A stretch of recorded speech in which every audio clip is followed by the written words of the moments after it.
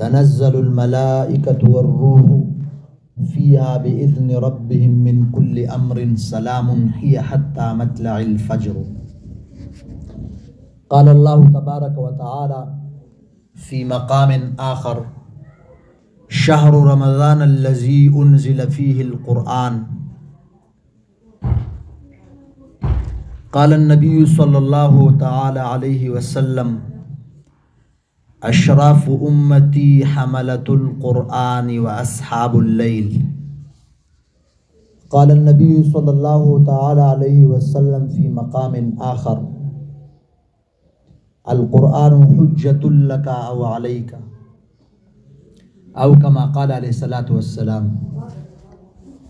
إن الله وملائكته يصلون على النبي يا أيها الذين آمنوا صلوا عليه وسلموا تسليما. درود شریف وی اللهم صل على محمد وعلى آل محمد كما صليت على إبراهيم وعلى آل إبراهيم إنك حميد مجيد.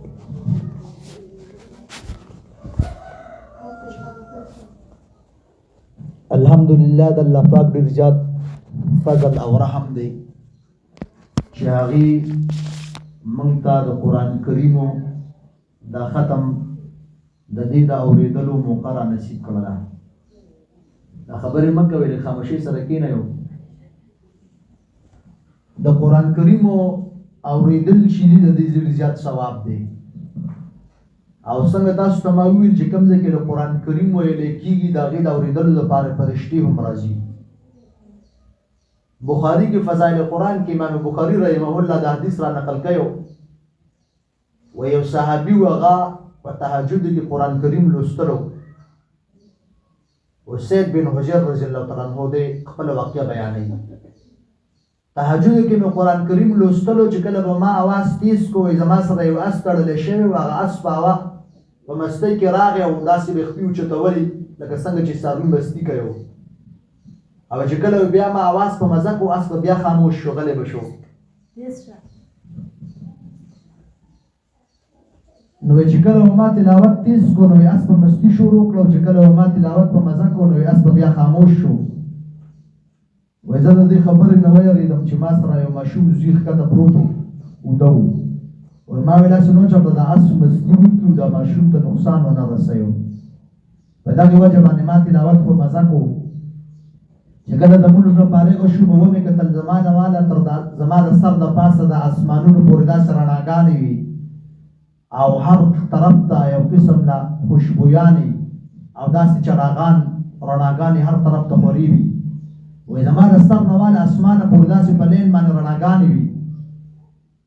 وای چې کله ما سره دا هر څه وشو، چې کله سار شو د نبي علیه صلات وسلام په خدمت کې حاضر شو، عرض مې وکړو چې یا رسول الله صلی الله علیه وسلم بیګا مې په تهجد کې قرآن کریم لوستلو، چې کله ما تلاوت تیز کړو نو ما سره چې کومه اس په تړلې وه هغې به مستي شروع کړه، او چې کله به ما تلاوت په مزه کړو نو اس به خاموش شوله.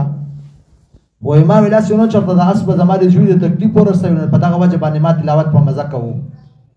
وای بیا چې مې وکتل وای زما د سر د پاسه داسې رڼاګانې وي د اسمانو پورې.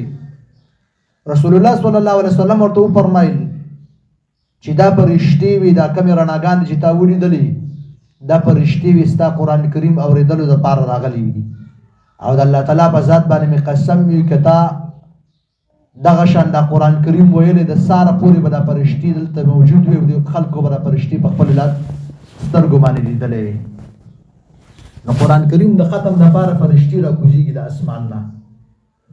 بلو قرآن کریم د هغه کتاب دی چې د دې په ویلو کې هم ثواب دی او په اورېدلو کې هم ثواب دی، خو په اورېدلو کې ثواب ډېر زیات دی. ابی بن کعب رضی الله تعالی عنہ دا یو مشهور قاری تیر شوی صحابي د جلیل القدر صحابي و. نبی علیه الصلاة والسلام ورته یو پوره وفرمیل چې ابی ما ته تلاوت وکړه. دی ورته ویل چې یا رسول الله صلی الله علیه وسلم قرآن کریم خو په تاسو باندې را نازل شوی دی، زه څنګه تاسو تلاوت وکړم، ستاسو اواز هم ښه دی. نبی علیه الصلاة والسلام ورته وفرمیل چې الله تعالی فرمایي چې ده ته ووایه چې تلاوت وکړي، چې د یو سړي د تلاوت الله رب العزت خواهش ظاهر کی چې الله تعالی وایي چې دې صحابي ته ووایي چې تلاوت وکړه. یو روایت کې دا دی چې الله تعالی فرمایي چې د سورۃ البینه وایا.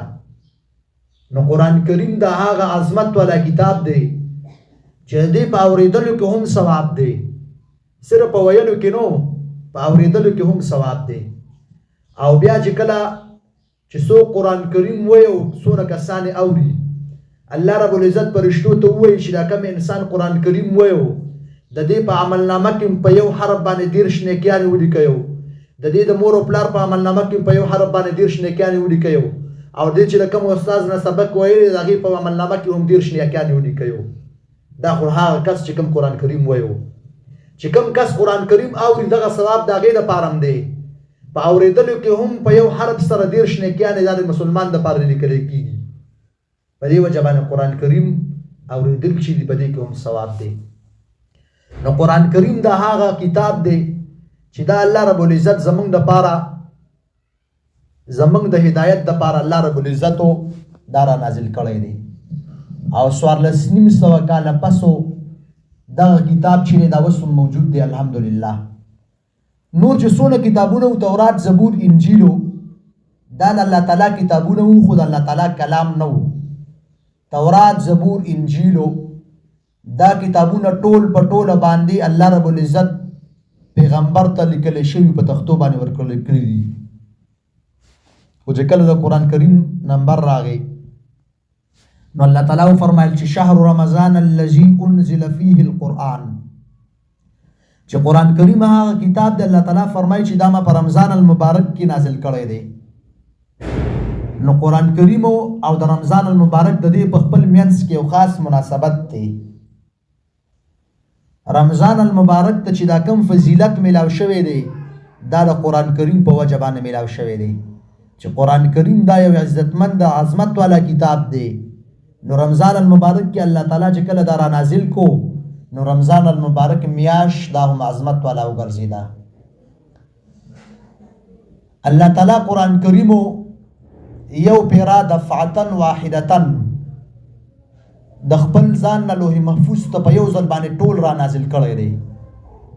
لوح محفوظ دا د اسمانونو نه بره یو مقام دی، هغې ته لوح محفوظ وایي. په لومړني ځل باندې الله تعالی قرآن کریم لوح محفوظ ته ټول په ټوله باندې نازل کو. بیا په دویم ځل باندې د قرآن کریم نزول وشو دنیا ته.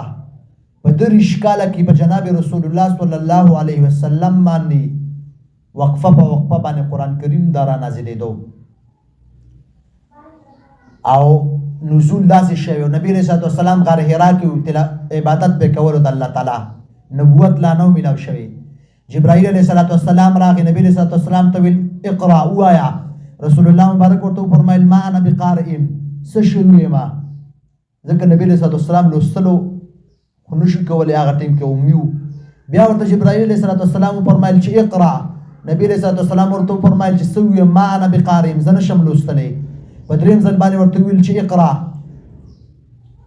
نبی رسول الله جبرائیل علیه السلام خپل سینې سره راجوخ کو، بیا ورته سورۃ العلق دا ابتدایي آیاتونه ولوستل چې اقرا باسم ربک الذي خلق خلق الانسان من علق اقرا وربک الاکرم الذي علم بالقلم.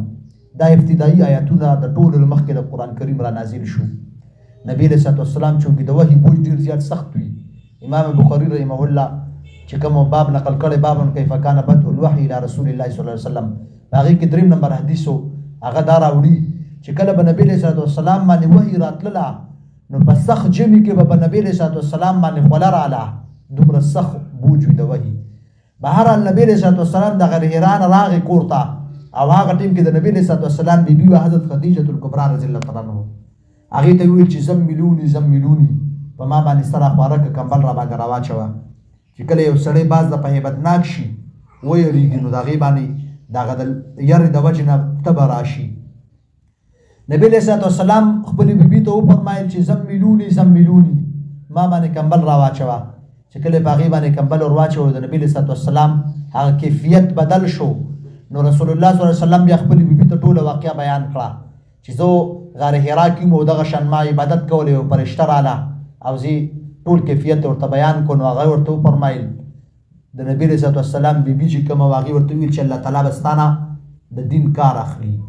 بیا هغې خپل د تره زوی ورقه بن نوفل دا د تورات عالم و، هغه لی بوتلو چونکې د تورات عالم او هغه له کله بوت او هغه د ټول حالات بیان کړل چې دغه شنما عبادت کول او پرشتہ رااله نو هغه ورته ویل چې دا د اخرنی پیغمبر او علامت دي چې الله رب العزت په تعالی نبوت درکایو خو بیا ورقه بن نوفل دا خبره مکړه چې کاش هغه ټیم کې ځ ژوندې وي چې څه ټیم د خلک تا د مکې نه وباسي نو زه به تا سره هجرت په ما تا سره کړی زه هم در سره تللی وي نو نبي علیه السلام ورته وفرمایل چې د خلک به ما د مکې نه وباسي هغې په دې وجه باندې دا خبره وکړله چې نبي علیه السلام چې کله نبوت ورته نو میلاو شوی نو ټولو کافرانو دا خبره منله چې دا ډېر زیات حق او سچ پیغمبر دی نو هغه یو قسم له وویل چې دا خلک وزن په ما باندې یقین کوي دوی ما څنګه د مکې نه وباسي نو ورقه ورته وویل چې کوم یو قسم دی خلکو ته د الله رب العزت وحدانیت بیان کړی دا خلک د هغې مخالف شوي دي بهرحال دا لومړنی وحي و د په نبي علیه السلام باندې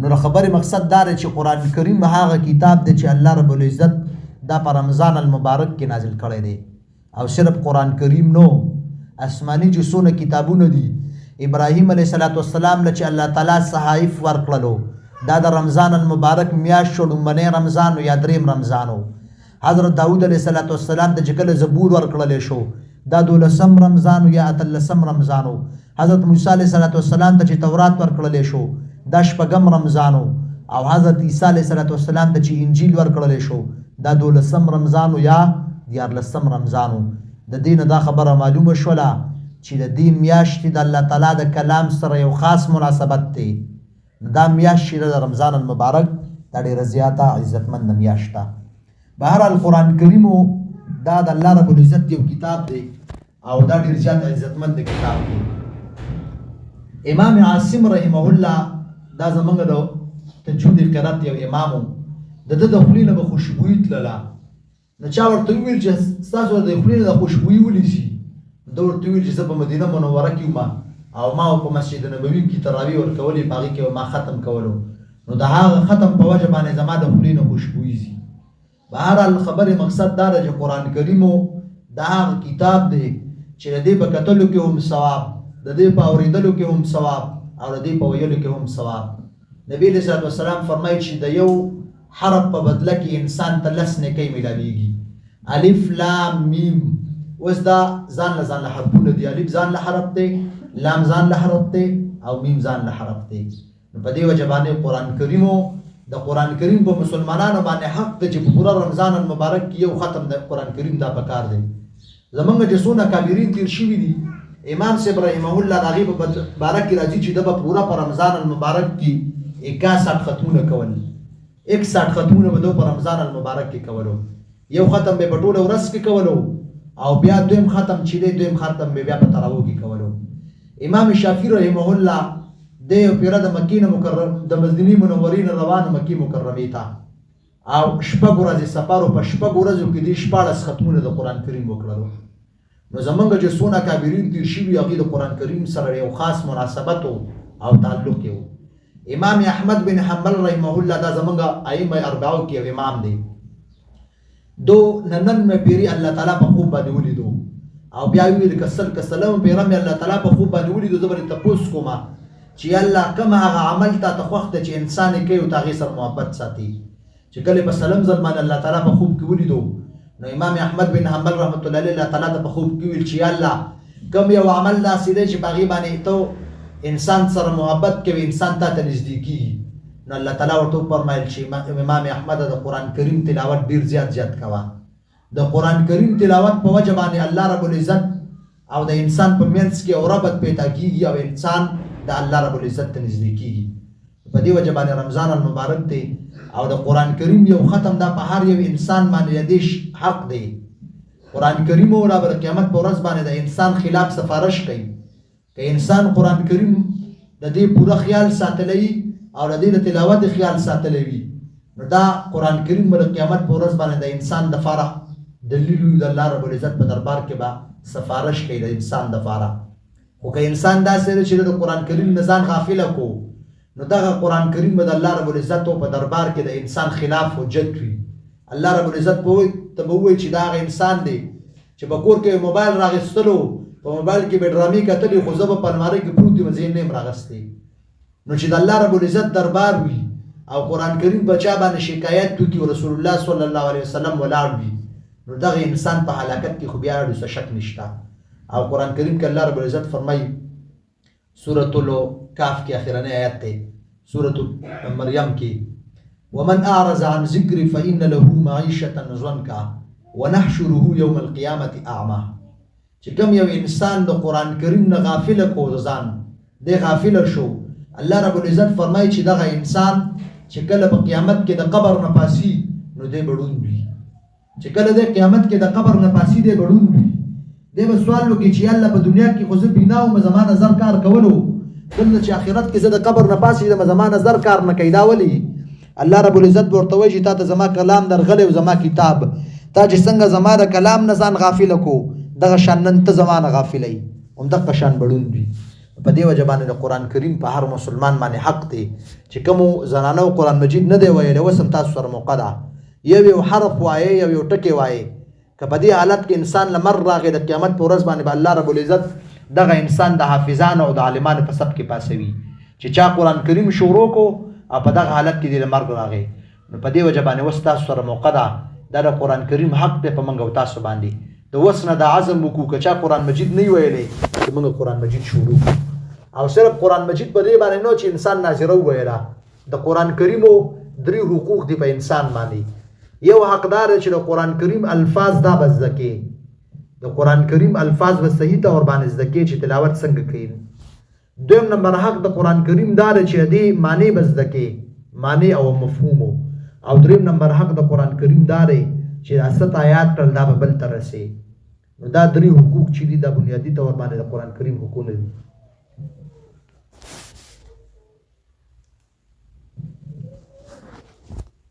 نو قرآن کریمو دا هغه کتاب دی چې الله رب العزت په رمضان المبارک کې دا قرآن کریم دا را نازل کړی دی. نو رمضان المبارک شان اسم غټو او د قرآن کریم په وجه باندې دی شان هم غټ دی. او نبی صلی الله علیه وسلم فرمایي چې کله حافظ قرآن او چې کم کس قرآن کریم یاد کړی دی وفات شي چې کله دی په قبر کې کیږي نبی صلی الله علیه وسلم فرمایي چې الله رب العزت ملائکو ته وایي چې د خاورې ته حکم وکړي چې ګوره خیال کوي اسې نور چېرته د دې دا جسم خراب کوي.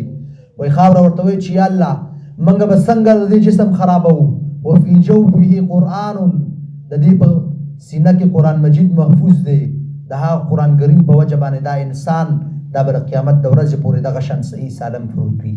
نو چې کوم یو انسان قرآن کریم ویلی دی الله رب العزت د دغه قرآن کریم په وجه باندې د دې انسان جسم دا په خاوره باندې حرام کړي د دې انسان جسم دا په قبر کې بیا نه خاورې کیږي. او نبی صلی الله علیه وسلم فرمایي که چېرې دا قرآن کریم دا تاسو راوالی او په یو چمړه کې واچوئ دا بیا وسوځوئ نو دا قرآن کریم دا به نه سوځي. علما لیکي چې د چمړې نه مرادو دا انسان دی مطلب دا دی چې چمړې نه مراد بدني انسان دی چې کوم یو انسان په سینه کې قرآن کریم څه ناڅه حصه موجود وي که چېرې د څه ګناهونو په وجه باندې دا انسان جهنم ته لاړو نو د جهنم اور به دا انسان دا ګندامونه دا نه سوځوي. په دې وجه باندې قرآن کریم دا په موږ او تاسو باندې یو حق دی. او قرآن کریم دا یو داسې کتاب دی چې په ویلو کې هم ثواب او په اورېدلو کې هم ثواب او د یو حرف په وجه باندې الله رب العزت 10 نیکۍ انسان ته ورکوي. بل داسې یو کتاب نشته چې د هغې دونه فضیلت وي. نبی علیه الصلاة والسلام چې کله دنیا نه تشریف راوړو صحابه کرامو ته وفرمایل چې 2 څیزونه درته پرېږدمه که چېرې زما نه پس دا 2 څیزونه تاسو لازم ونیول تاسو به چېرې هم ګمراه نه شئ. یو درته د الله تعالی کتاب پرېږدمه که چېرې زما نه پس تاسو د الله تعالی کتابو په دې باندې عمل وکړو او د دې خیال وساتو تاسو به چېرې هم نه ګمراه کیږئ. او دویم درته خپل سنت پرېږدمه چې کله تاسو زما نه پسو زما سنت مضبوطۍ سره ونیو تاسو به چېرې هم نه ګمراه کیږئ. نو په دې وجه باندې دا 2 څیزونه چې دي دا بنیادي څیزونه دي. او بیا دویم نمبر رمضان المبارک چونکه رمضان المبارک میاشت هم ډېره زیاته عظمت والا میاشت ده. رمضان څه مطلب و؟ رمضان د عربۍ په لغت کې دا سوځولو ته وایي. اوس د سوځولو د روژې څه مناسبت شو؟ نو علما لیکي چې د رمضان المبارکو په وجه باندې الله رب العزت د انسان ګناهونه سوځوي. یو ورځ انسان روژه ونیوله ګناهونه په څه باندې سوځي؟ انسان ته لوږه ولګېده تنده ورته ولګېده د دغې لوږې او د تندې په وجه باندې د انسان ګناهونه سوځي. یو ورځ ګناهونه وسوځي په دویمه باندې چې کله ټول رمضان المبارک تیر شو او انسان روزي په صحیح طریقې سره ونیولې نو دې انسان ګناهونه وسوځي دې مکمل د ګناهونو نه صفا شي. او نبی علیہ الصلوۃ والسلام فرمایي من صام رمضان ایمانا او احتسابا غفر له ما تقدم من ذنبه، چې چا د رمضان المبارک روزه د ایمان په حالت کې د ثواب په نیت سره ونیوله، الله رب العزت پر دې انسان مخکینی ګناهونه ټول معاف کړي. بل رمضان المبارک د کال چې څونه میاشتې دي 12 د دې 11 میاشتو نمونه د عربو خېلي او رمضان المبارک نوم د الله رب العزت خېلي او الله رب العزت فرمایي چې رمضان المبارک دا زما میاشت او د دې بدله به هم زور کوم. اوس رمضان المبارک باندې څونه هر څه ملاویږي د هغې څونه فضیلت د دې راغلی دی. نبی علیہ الصلوۃ والسلام فرمایي چې کله رمضان المبارک شروع شي هر یو فرشته هر شپه کې دا اعلان کوي چې ای د خیر تلاش کوونکي رامخ کې شه او ای د بدۍ کوونکي بس که توبه وباسه.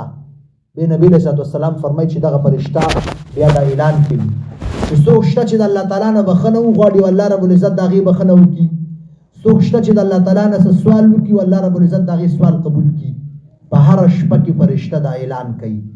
او نبی علیہ الصلوۃ والسلام فرمایي چې د رمضان المبارک په هر شپه کې الله رب العزت د جهنم قیدیان خلاصوي.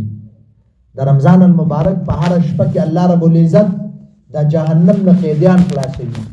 او بیا چې کله اخیرنۍ شپه شي د رمضان المبارک په ټول رمضان کې چې څونه قیدیان خلاص شوي د هغې نه زیات الله رب العزت بیا په اخیرنۍ شپه باندې د جهنم د اور خلک خلاصوي.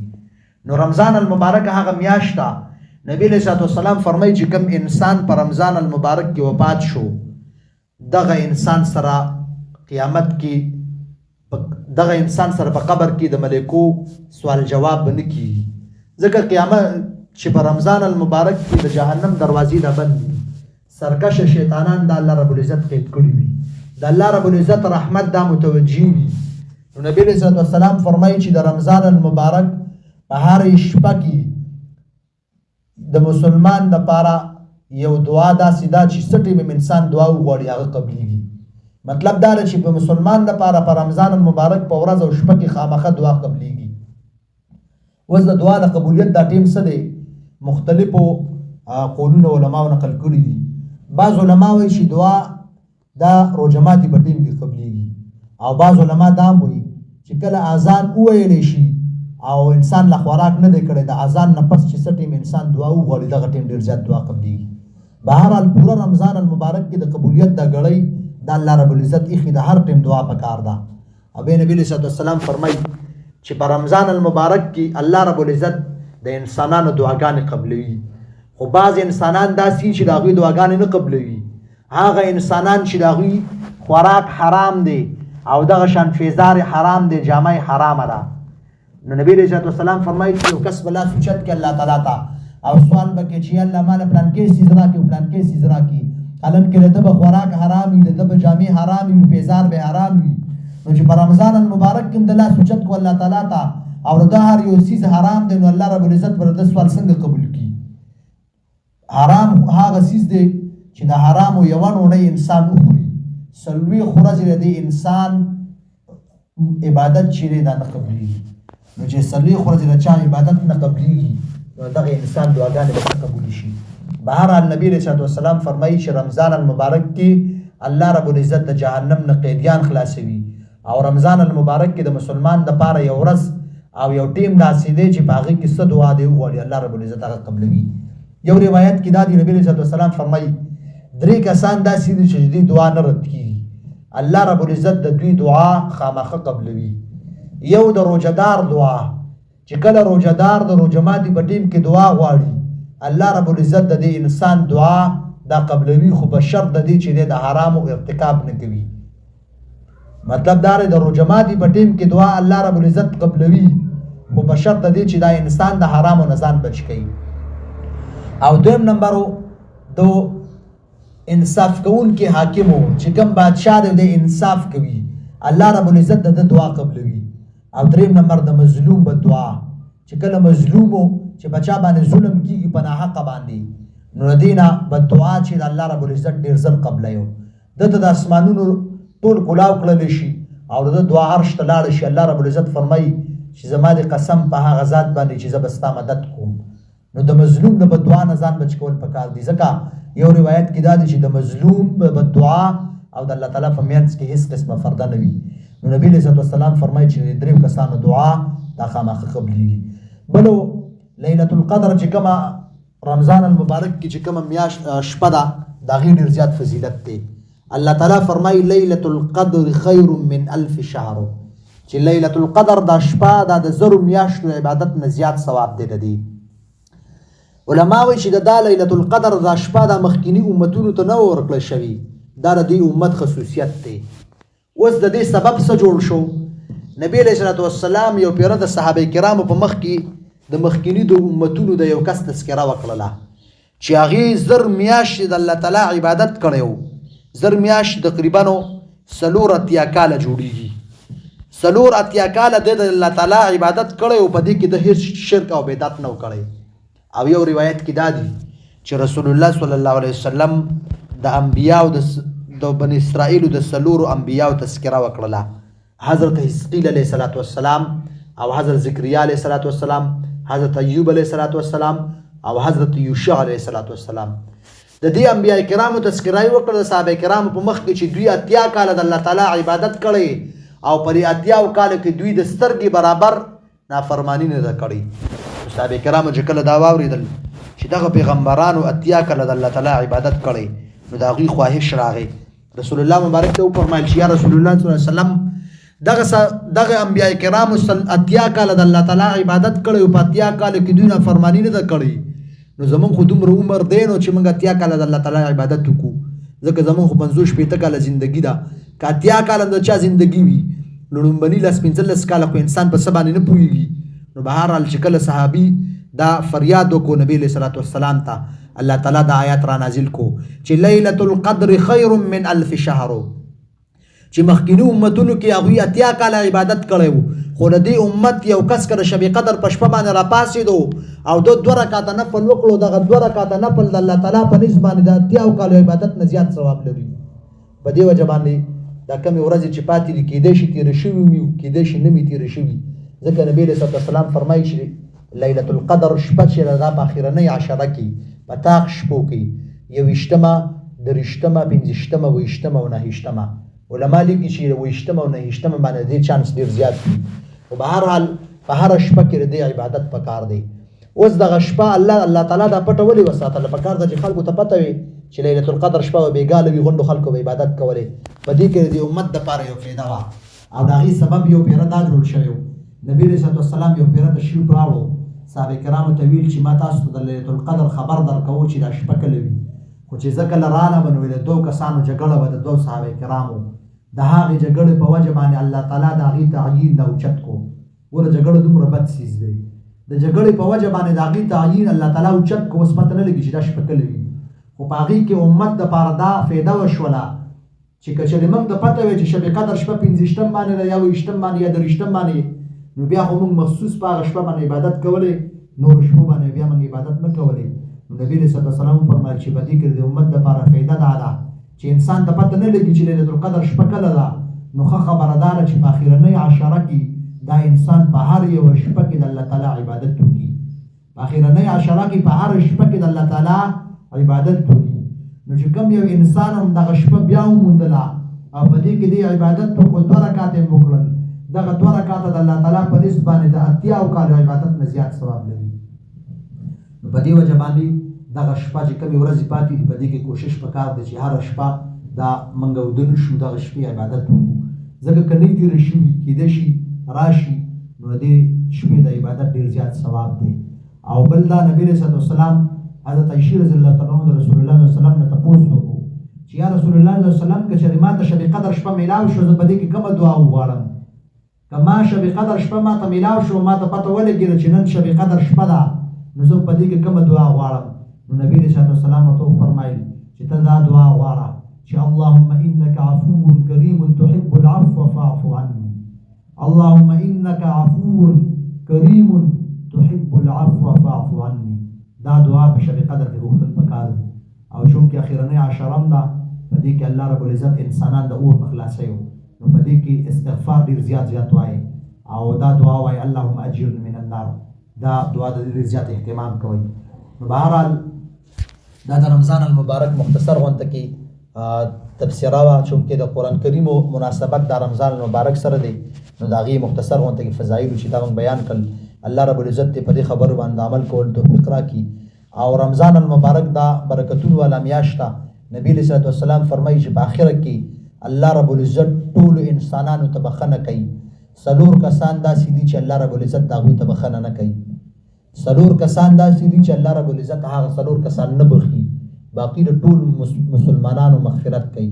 باقي کې یو هغه کس دی چې د مور او پلار نافرمانه دی او دویم نمبر هغه کس دی چې د رشتہ دارانو سره رونو سره او دغه شان ترونو سره او رشتہ دارانو سره جګړه کوي په ناحقه باندې او دریم نمبر باندې هغه کس دی چې د شراب څښي او څلورم نمبر باندې هغه کس دی چې د په زړه کې بغض او حسد وي او زړه خلکو تر دې ډک وي او خلکو سره د نه لګي او بغض او حسد وي.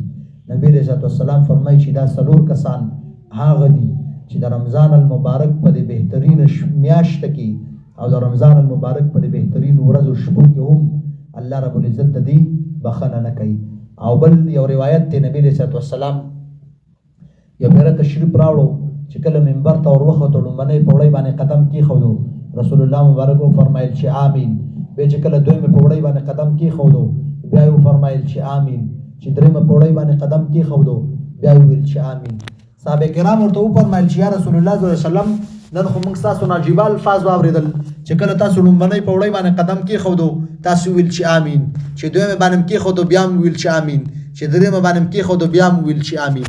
نبی علیه السلام فرمایل چې لومړنۍ پوړۍ باندې ما قدم کېښودو جبرائیل علیه السلام راغی او ما ته ویل چې هغه انسان دې هلاک شي چې ټول رمضان المبارک په هغې باندې تیر شي او دی په هغې کې دومره اعمال ونه کړي او دومره ذکر او اذکار پکې ونه کړي چې الله رب العزت د ده بخښنه ونه کړي. نو ما ویل چې آمین. و چې دویمه پوړۍ باندې مې قدم کېښودو جبرائیل علیه السلام راغی ما ته وفرمایل چې هغه انسان دې هلاک شي چې چا مور او پلار ژوندي وي او بوډاګان وي یا په هغې کې یو ژوندی وي او دی د هغې دومره خدمت ونه کړي چې په هغې په وجه باندې دی خپل ځان ونه بخښي. ما ورته ویل چې آمین. و چې دریمه پوړۍ باندې مې قدم کېښودو نبي علیه و جبرائیل علیه السلام راته وفرمایل چې هغه انسان دې هلاک شي چې چا مخې د ستا تذکره وشي په تا باندې درود ونه وایي. ما ورته ویل چې آمین. اوس جبرائیل علیه السلام دا جلیل القدر پیغمبر او فرشته ده د هغې خیري او بیا د نبي علیه السلام آمین. نو چې فرشته د چا دپاره خیري وکړي او بیا پې د پاسه نبي علیه السلام آمین وکړي نو دغه انسان په هلاکت کې خو څه شک نشته. بهرحال الله رب العزت دې رمضان المبارک دا کمې روجې دي زموږ قبول او منظور کړي او الله رب العزت دې زموږ دا ختم په خپل دربار کې قبول او منظور کړي. دعا وکړئ ټولو. اللهم صل علی محمد وعلى ال محمد كما صليت على ابراهيم وعلى ال ابراهيم انك حميد مجيد. اللهم بارك على محمد وعلى ال محمد كما باركت على ابراهيم. يا معلم ابراهيم علمنا ويا مفهم سليمان فهمنا. ربنا ظلمنا انفسنا وان لم تغفر لنا وترحمنا لنكونن من الخاسرين. ربنا انك جامع الناس ليوم لا ريب فيه. اللهم اني اسالك علما نافعا ورزقا طيبا وعملا متقبلا.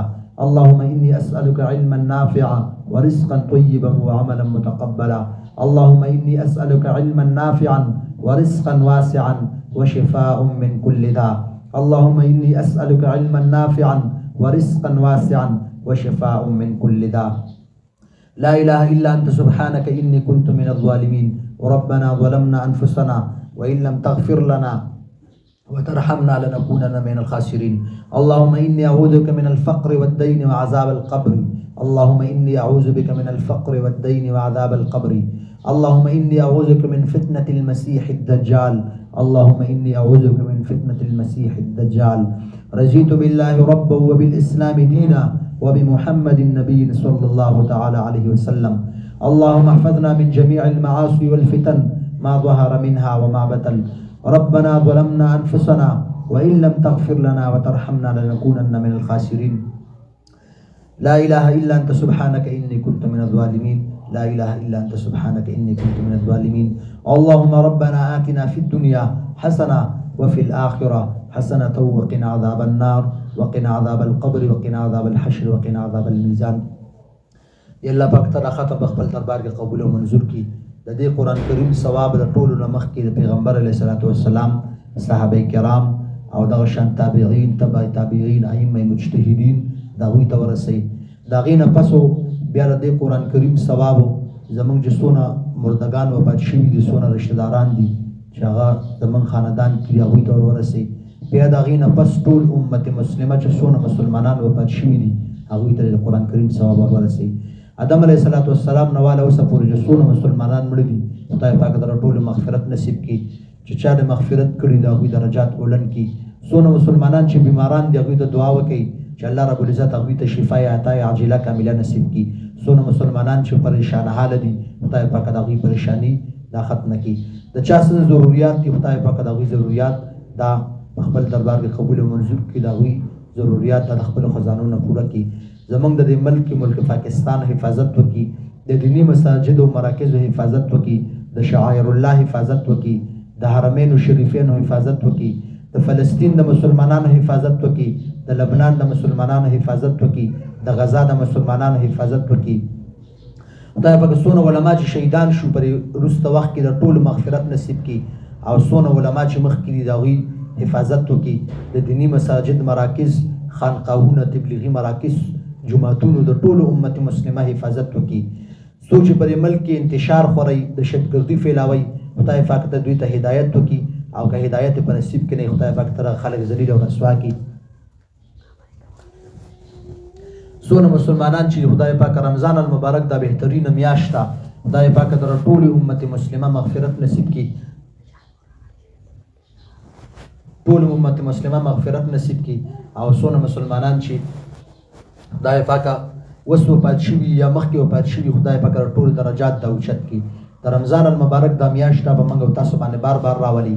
موږ د جبرائیل علیه السلام په خیرو کې مه راولي چې جبرائیل علیه السلام هغه خلکو ته خیري کړي دي چې رمضان المبارک په هغې باندې تیر شي او د هغې مغفرت ونه شي. خدای پاک موږ د رمضان المبارک د برکاتو نه مه محروموي. دا نور چې څونه ورځې دي او څونه شپې دي موږ له په صحیح طریقې سره په دې کې د عبادت کولو توفیق راکړي. بار ملک چې څونه مسلمانان د هغې دپاره دعا وکړي، خدای پاک د هغې په حال باندې رحم وکړي. د چا څه پریشانۍ نه وي، د چا کارونه نه وي، د چا نور څه مسلې وي، شعیب دپاره دعا وکړي په جیل کې، خدای پاک به خیر خیریت سره هغه آزاد کړي. او ذاکر کاغذونه خراب دي، خدای پاک د هغوی کاغذونه سیټ کړي. څونه مسلمانان چې زمونږ خپل دي، بار ملکونو کې د خدای پاک تر ټولو په حال باندې رحم وکړي. د چا څه پریشانۍ نه وي، د اقامو وي، دغه شان نورې پریشانۍ نه، خدای پاک ټولو په حال باندې رحم وکړي.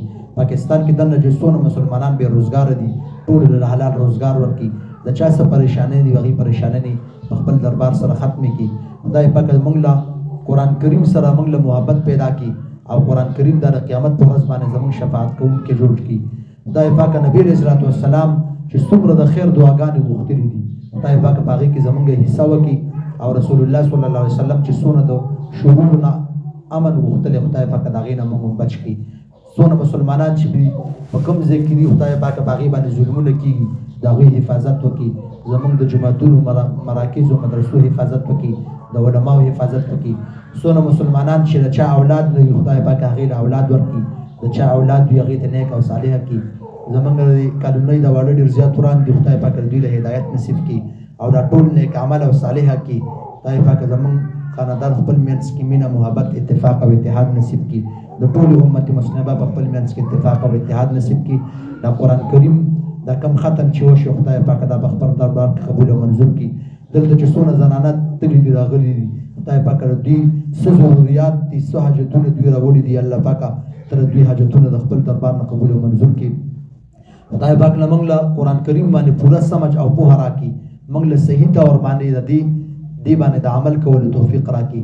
زموږ په زندګۍ کې قرآن کریم بار بار راولي. خدای پاک د قرآن کریم موږ په هغه خلکو کې مه راولي چې قیامت په ورځ باندې قرآن کریم دا زموږ خلاف حجت وي. نبی علیه السلام چې څونه دعاګانې کړي خدای پاک په هغې کې زموږ حصه وکړي. خدای پاک چې کله موږ مرګ راولي خدای پاک قرآن کریم ویل، د قرآن کریم د ویلو په حالت کې موږ له مرګ راولي، او چې کله موږ له مرګ راولي په جمع او په زړه باندې دا عظیمه کلمه جاري کړي چې لا اله الا الله محمد رسول الله.